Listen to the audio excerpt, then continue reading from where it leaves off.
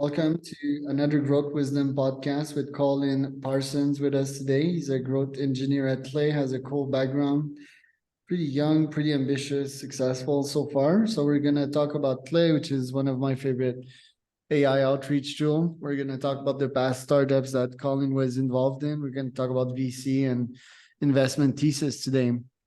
This pod is brought to you by podpair.com. That's my AI podcasting company. We're mostly on the front end of things. So getting you guests, getting you invited to other podcasts. Podcasts are pretty exponential. You can learn from people, you can network with them, you can get clients from them. It's one of the best front end offer in this day and age. So go to podpair.com for more information about that. Colin, welcome to the pod. Tell me a bit more about yourself and about Lane. Yeah, for sure. Thanks for having me on, Charles. Yeah, I mean, most of my background is in math and startups. So started going to like the math and startup world like pretty early. Did some like university level math starting at Stanford Online when I turned 16. Did that for a while in this really like long roundabout way. I got connected with a program where I made the first game to be 3D printed on the International Space Station. And then through that, actually, a lady who was working at that program and had come up with a program and was running the program, her husband was the CEO of a startup. So I just cold emailed the guy, and not really certain why. He was nice enough to take a chance on me, but he let me intern there sort of at the end of my time at high school. And then from then on, it was, I knew what I loved doing, which was, working in software engineering and data analysis and machine learning at startups. So did a bunch of startups and stuff in college, internships, some of which I think I learned a lot from, some of which I learned a lot about myself from. Probably the most formative thing I did in college was working at a fund called Contrary, which at the time was focused on university, centered entrepreneurs, right? So students, professors, recent grads, dropouts, all sorts of people like that who are touching the university environment. So I did that for a few years, trying to find like the best companies to invest in, ran our accelerator for portfolio companies. And then at the end of my time in college, I was like, I've spent so much time learning about startups. I feel really qualified. I should go and start my own startup. Which, hindsight 2020, was I in any way qualified to do that? No. Was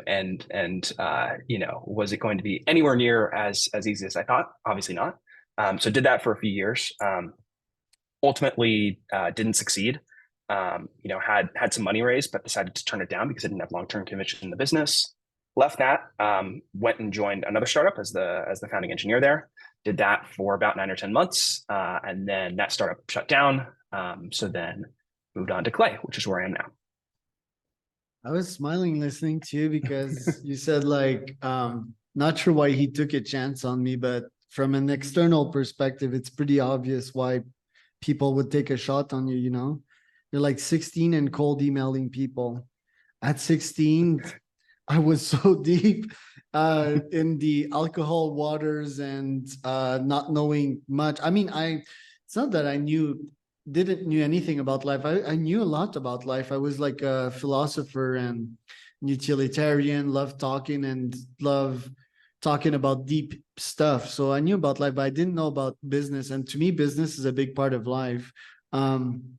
And you obviously knew about that, and you're super gifted, at 16, Stanford online. Well, not a lot of people do that. So to me, it's pretty obvious that a kid that is that smart at that age, at cold emails people, I was years away from just learning what that meant, Well, for anyone viewing this is why you need Charles here, because my cold email is awful. You need someone who can actually write a good one. And I think I only got away with it because I was a kid and it was terribly written. Well, there's a reason why Clay hired you, right? You must be quite good at it and thinking about product market fit, ICPs, and everything in between. So let's talk about that. Well, first, how did you got on Clay's radar, and why do you think you're a good fit for their growth? Yeah, great question. I was actually referred to Clay by my best friend, who's like a power user of theirs. And so like normally like you hear like friends say, "Oh, this company's great," blah blah blah blah blah. But like it's like they think it's great because they know someone who invested in it or they have friends who work at it.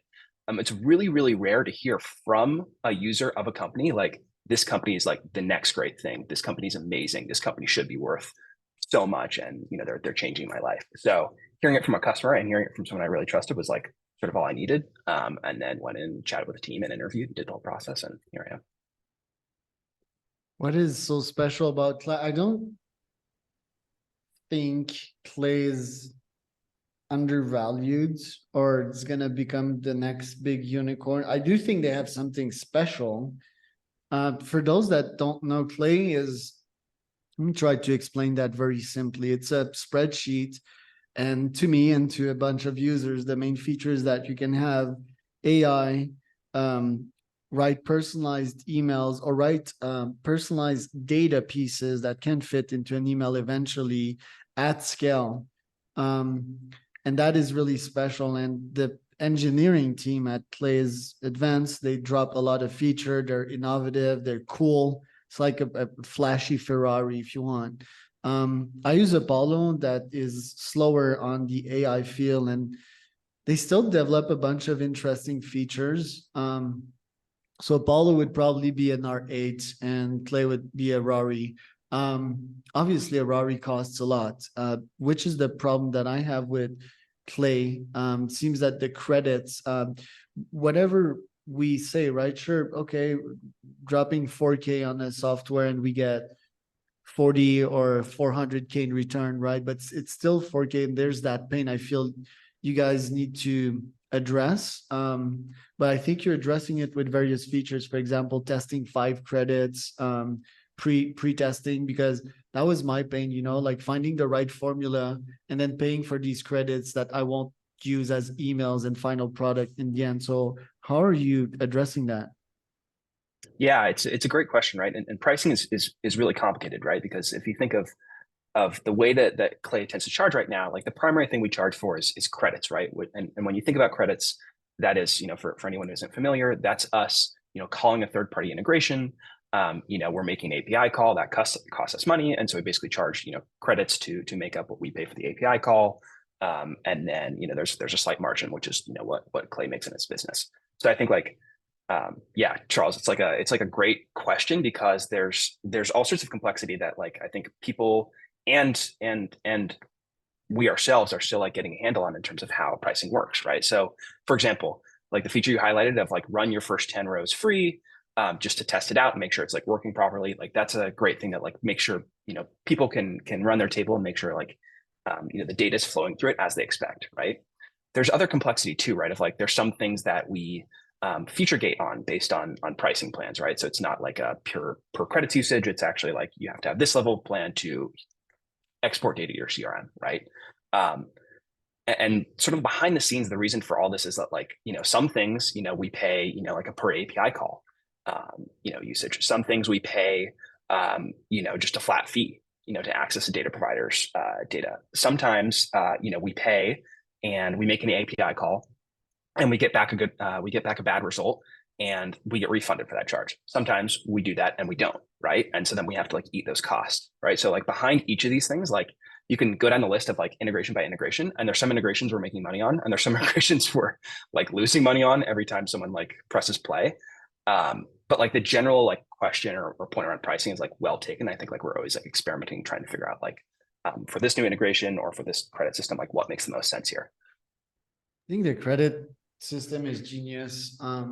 On Clay's side, you can calculate your return on investment. On the credit side, can calculate your margins straight up from there. And I would guess that the profitability margins of Clay is probably near 90% if you calculate on the credit side, which is genius. On the customer side, not so genius, right? It's like you have a tough time calculating your ROI and so forth. I think Clay will explode once the price goes 2 to 5x down. Ironically, my brain was telling me initially like 10x down, but in the end, I think that the price equilibrium parity point would be like 2 to 5x cheaper. And you could retort to that oh, just take the Explorer, the Pro plan, which is probably what I would do. Because I'm always interested in partnering with brands, but I don't want free access to the product. I want scalability, and I want to use it so that my customers can use it. And and scale with it. So for example, for 2K a month, you can get 200,000 credits, you know. I also believe in financial accountability. If I pay for something, it forces me to use it, you know. So quite a believer in the tool, because for folks that are listening, can do very complex stuff that non-AI apps cannot do. By the way, an integration with Claude, with Perplexity could be interesting for Clay, not just ChatGPT. Pretty sure it's on the roadmap, but consult all the AIs and return the best result. There's so much potential on that level, which makes me question my first assumption that, yeah, the Clay wouldn't be a unicorn. I think you're going to reach unicorn level, that's for sure, but I don't know yet. There's companies I'm more excited about. Apollo, for example, or almost at the equal level of Clay. Now, I want to learn more from your role at Clay. What do you have on the growth map? Yeah. So within growth, there's like a ton of things we work on. So first off, there's integrations, which we've been chatting about so far. It's all these third-party data providers. It's also something you highlight right there, which is AI. So that's one thing is just integrations. There's other sort of core feature stuff that growth engineers focus on to try to make it easier to like get started in Clay, share your work in Clay, get onboarded, all that sort of stuff. So sort of that second bucket of just like features to make it easier for someone to, from the moment they click on Clay, like actually get activated and make a table, export results from that table, and like get use from that table in their CRM. And then even beyond that, there's like a ton of like ancillary things that we as growth engineers focus on, just trying to like help Clay as a business understand our own growth, right? So for example, like the metrics we're tracking, like someone's got to build systems to make sure we actually have like good analytics on what are people clicking on, what are people using, what integrations are erroring out and which ones aren't. And so some part of that comes down to the growth engineering team. So sort of in those three buckets, is there one that you're like most curious about, like other integrations or features or onboarding stuff? Right. More simplicity, I guess. Two things, like one, if there could be an emailing app inside Clay, so that click, click, click, click, in 3 minutes I can launch an AI campaign and send it and get the replies. But obviously that's a humongous features, right? Yeah. Just like Apollo don't Yeah, you're have a talking about a unified. replacement for like something like Smart Lead, right? Or if that was like native within Clay. Sort of, yes. And Apollo don't have an unified inbox yet. Like that's a feature that they should have on top of the roadmap. Because am I right or wrong in saying that at least 80% of Clay's clients are people that do cold email? Yeah, yeah. So that's your core feature, right? So yeah, you should have a sender in there, but that's a humongous project. I'm pretty sure it's already in the backgrounds that you have probably hired someone for that. The second thing would, even before that, I should have started with that one, is like simpler features. So you guys started using the templates, but what if I could just chat to, you guys deployed the Clayagent not so long ago, but what about me chatting to a chatbot saying, hey, I want to deploy a campaign to 1,000 fintech CEOs and founders, and write them a cold email with their ICP in it. It would create the campaign, and then I would just click a button so that it would launch, And with that, you wouldn't even need to 2 to 5x less your prices, although it would be also another growth spice there. But with that, I think you could, yeah, grow exponentially. What do you think about that one or those two? Yeah, dude, I'm really glad you brought that up. That's like I think that's like sort of like a dream or the dream for Clay, right? Is that like you can describe in natural language, like what's the type of workflow you want to build, and then that workflow is, in some way, shape, or form, like built for you. Whether that means like just making it easier to understand. We have dozens, pushing 100, integrations now. It's hard to even know like which one to use. Whether it's just like easier, like highlighting of that sort of stuff right there, or whether it's more of like auto building it out. I think it's like a long term sort of like dream for Clay. I think there's some complexity there, right? So like there's like the initial user who's never used Clay, or maybe has never even used anything like Clay, right? And so for someone like that, being able to put in like natural language and getting out a generally like standard sort of like workflow template would be like really, really value additive, right? It gives you a place to like start from, and you can like learn and modify it as you go. The other use case though is like a little more complex, right? Which is that like as you've probably experienced yourself, like you can't rely on LLMs to output like deterministically correct output every single time, right? So Clayagent is a great example. For anyone just hearing about Clayagent right now, check it out. I think it's like really cool and fun to play around with, and it does like incredibly powerful things. It also, what it's doing, right, is it's chained together a step-by-step process where it's prompting an LLM to basically think critically about like, where do I need to pull in this data? How do I need to do it? And so it's very good at stuff that's going to be different for every individual row in your table. If you're, for example, trying to find a company's pricing, right? There's no like single formulaic way to do it, right? Some companies will have a pricing page, and on that pricing page, it'll be structured differently. Some companies will have a, whatever it is, contact us page. Like there's any number of ways to do that. And so for something like an LLM, for something like Clayagent, it can figure that out on a case by case basis, like generally pretty well. But on the flip side, like if you're trying to use Clayagent to do like this really formulaic task of like, here's a company's name, find me their website, like you wouldn't want to trust that result, right? Like there are services that do this deterministically that are like way more predictable. And so I think like in a similar vein for like building out a table and stuff like that, if you're a more advanced user who knows exactly what you want, this is the integration I want to pull from, here's how I want to shape this data together. Like the sort of like problem we and to a larger part, like everyone using LLMs has to solve is how do we make sure like the LM output is actually going to be like deterministically the right thing? Like if Charles puts it in today, Colin puts it in tomorrow, is it going to build like roughly the same table?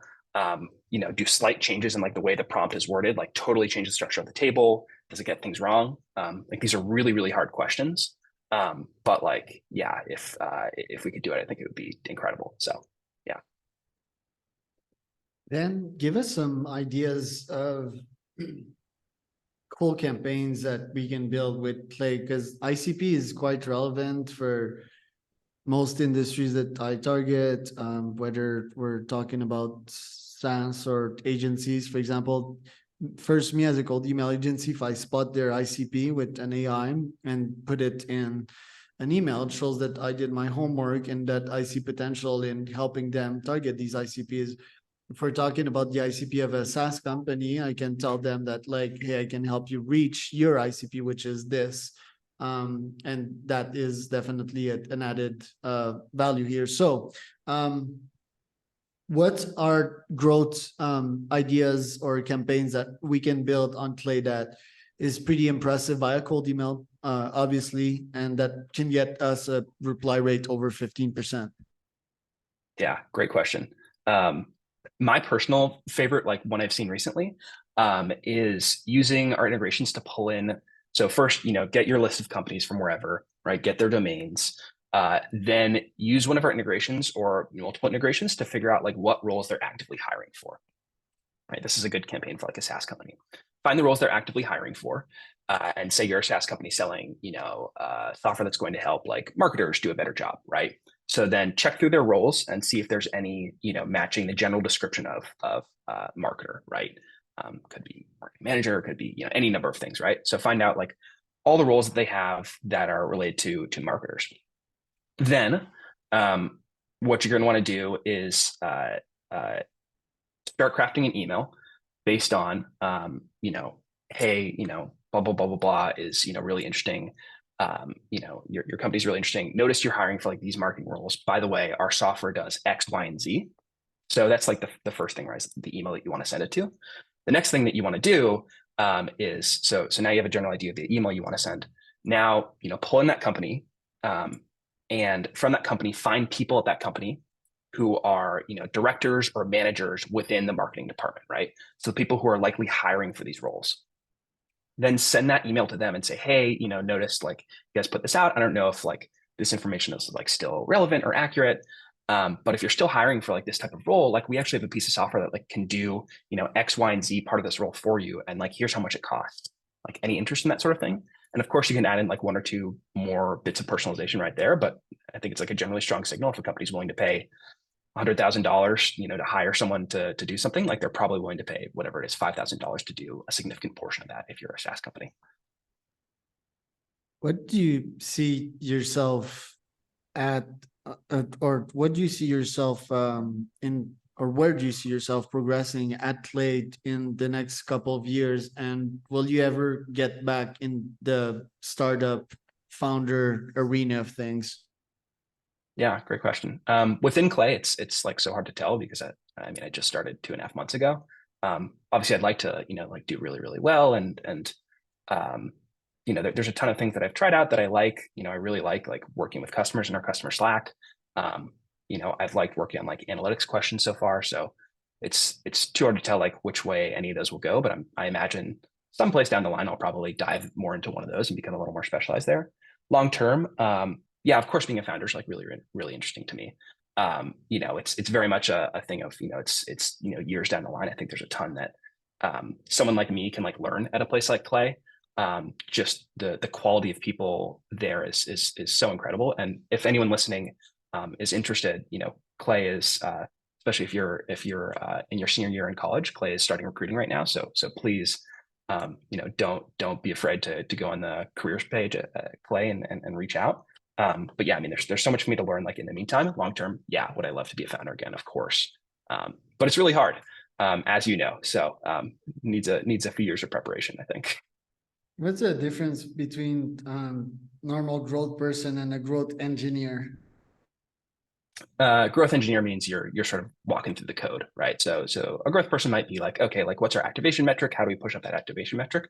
The growth engineer is probably going to work with that person to say, okay, specifically within the code, to improve our activation metrics, I need to add in like tooltips to our onboarding flow, or I need to add in analytics at this point. So Love it, dude. Where can we find out more about you? yeah, easiest place to find out about me is just colinparsons.com. So that's my name, COLINPARSONS.com. That was another Growth Wisdom podcast with Charles Cormier and Colin Parson.